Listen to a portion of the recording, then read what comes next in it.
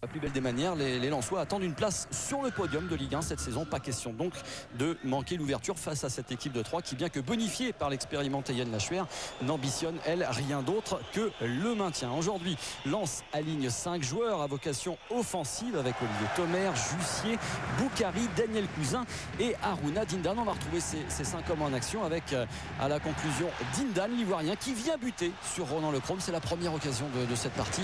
Elle est lensoise. Dindan qui échoue face au portier troyen. On voit le superbe réflexe et la belle sortie de Ronan Lechrome face à l'éléphant de Côte d'Ivoire. Réaction champenoise avec les 2 attaquants de Troyes, Bangoura et Dalé, titulaires ce soir. Bangoura et Dalé qui vont faire falloir leur complémentarité. Ibrahima Bangoura qui déborde, qui centre en retrait pour Sébastien Dalé. Ça passe au-dessus des buts de Charles Itange. Bangoura et Dalé titulaires ce soir en attendant l'arrivée en forme des 2 recrues, Saganowski et Weldon. Bonne entame de match de part et d'autre. Donc on le vérifie avec un corner pour les Troyens et Yann Lachuer à la baguette sur la tête de Benjamin Nivet. Ça termine sur la base du poteau de Charles Itange. Première énorme occasion à l'étroyenne sur ce corner. C'est le mètre 73 de Benjamin Nivet qui vient placer sa tête donc sur le poteau lensois. Réaction avec Lens. On va retrouver Razak Boukari, peut-être une des révélations lensoises. Boukari qui s'arrache pour centrer sur Dindan et c'est l'ouverture du score. 38e minute de jeu.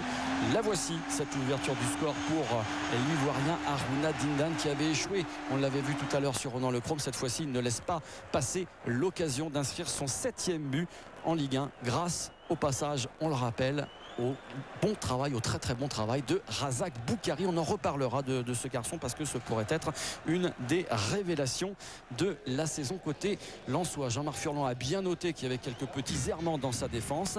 Il prend note, il va en parler à ses joueurs à la mi-temps. Pour l'instant, on est toujours en première période avec une dernière occasion sans et hors. Centre de Baroul qui est renvoyé, récupéré par Olivier Thomer qui crochette et qui frappe. Ça passe à côté des buts de Ronan Lechrome. Olivier Thomer très en verve également dans cette première période qui a bien bougé, qui s'est bien signalé sur le front de l'attaque. Le centenaire, ça se fait également dans les airs à Lens avec cette superbe montgolfière. On se retrouve maintenant en seconde période avec des Troyens bien décidés à revenir au score. On a vu Yann Lachuer aux manettes. On va découvrir maintenant le capitaine Benjamin Nivet qui s'arrache, qui frappe, mais ça passe à côté des buts de Charles Itange.